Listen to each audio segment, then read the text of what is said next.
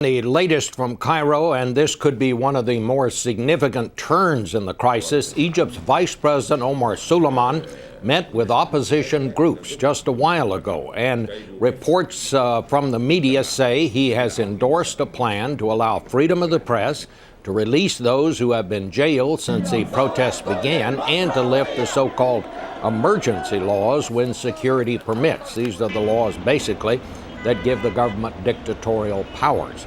We're also told he agreed to set up committees to discuss new constitutional amendments to open up Egypt's electoral process.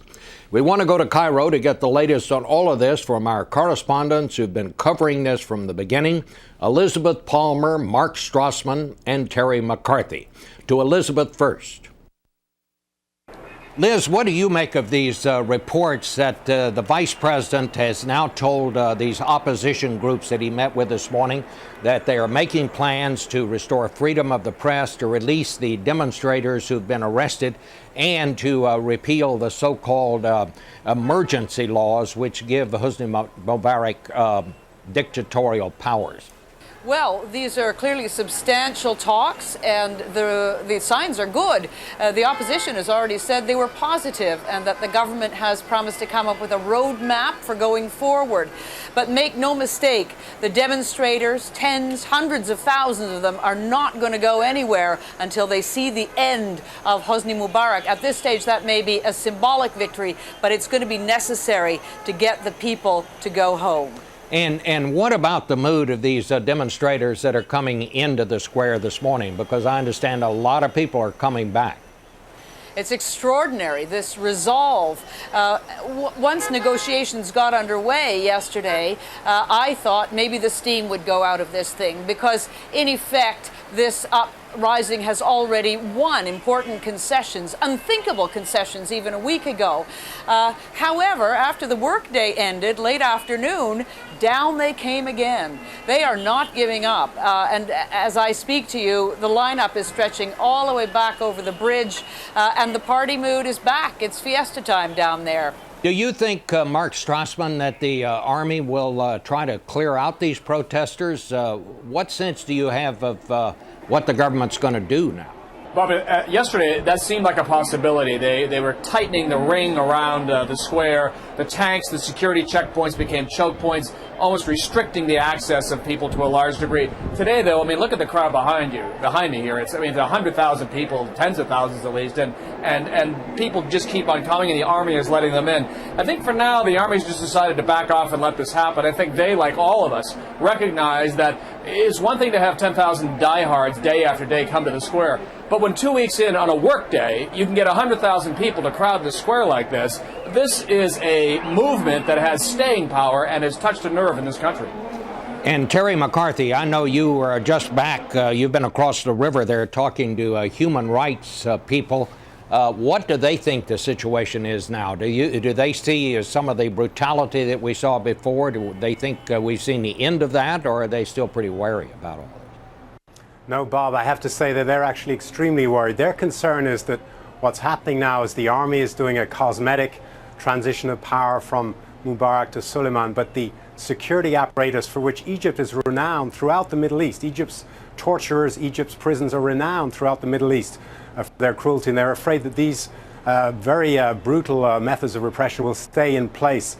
There is great concern that once the eyes of the media moves away from Cairo, that there will be another wave of mass arrests. We know that they've been watching the bloggers, the activists very closely, and so the human rights watchers are extremely concerned. We ourselves had an experience. A friend of mine was caught just outside where he was staying just 2 nights ago by some vigilantes and was pretty viciously beaten up. They were trying to throw him into a truck, and he screamed and shouted, and finally one person called some policemen who managed to just prize him away just in time. But it's important to remember that atmosphere of fear is still very close to the surface here, Bob.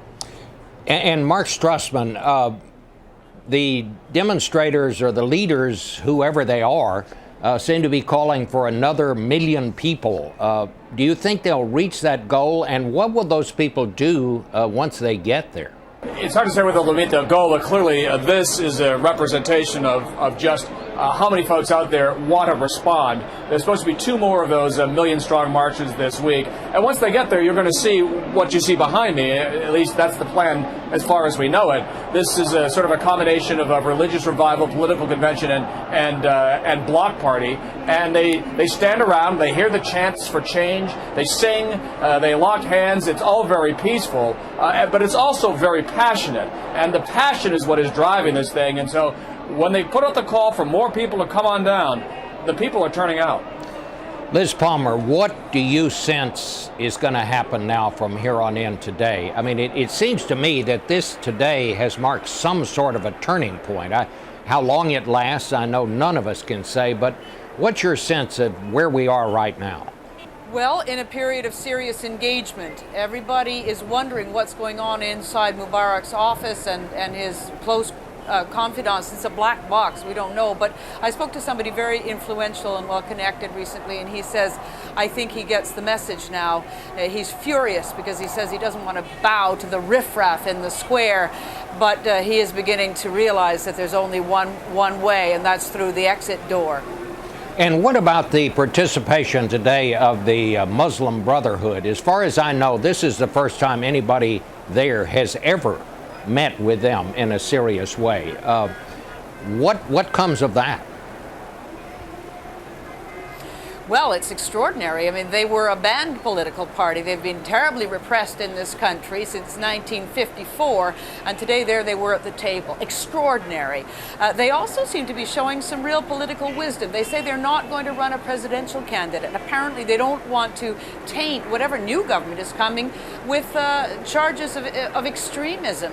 So that's a very auspicious sign, as people showing political maturity that I don't think a lot of observers thought was possible. All right. I want to thank all three of you for being with us this morning. Stay safe, and we'll be coming back to you. Thanks so much. The situation in Cairo has not gone unnoticed in the rest of the region, of course. There have been demonstrations in Jordan, for example, where King Abdullah has already replaced his entire cabinet. Earlier this morning, I talked to the king's uncle, Prince Hassan, about the situation there. There are sporadic demonstrations, and I think that there is a lot of sympathy and empathy with the youth movement that came into the streets on the 25th of January in Egypt. It's all about youth, equity, the participation, that is to say, unemployment. And I think that this will not go away, whatever new government takes over. Do you think it would help the situation across the region if President Mubarak stepped down now? Well, I think the question is not whether he'll step down. He said that he'll step down, but it's a question of what follows. And as I understand, his vice president has had the agreement of all the parties to discuss the constitution. I make a distinction that in Jordan we already have a constitution which I don't think is a subject of major controversy. But in terms of the immediate future, I just want to say that this region is suffering from two elephants in the room. One is the instability of the price of oil, which has always been the case, and the other is the Arab-Israeli conflict. So it's almost as if people outside this region are saying, you can't reform and you can't improve your civil rights record because of the emergency powers that were implemented because of the scarcity of oil resources, high pricing and so forth that might affect other parts of the world. Are you concerned that the Muslim Brotherhood will step into this vacuum? They are not homogeneous, and they're certainly not Al-Qaeda. They're certainly aware of Egypt's responsibilities towards that second elephant, the peace treaty, which I hope will cease to be a white elephant and be recognized through the transition of regimes, because no man lives forever, and President Mubarak, with all due respect, is a man of a certain age. So I personally don't think that they are participating, as they did in 1989 in Jordan after elections, was an end in itself. I mean, 4 years later, many of them were voted out of office. So I think to test people on the democratic template is better than not to test them at all. All right. Your Highness, thank you so much for joining us this morning. Thank you very much indeed.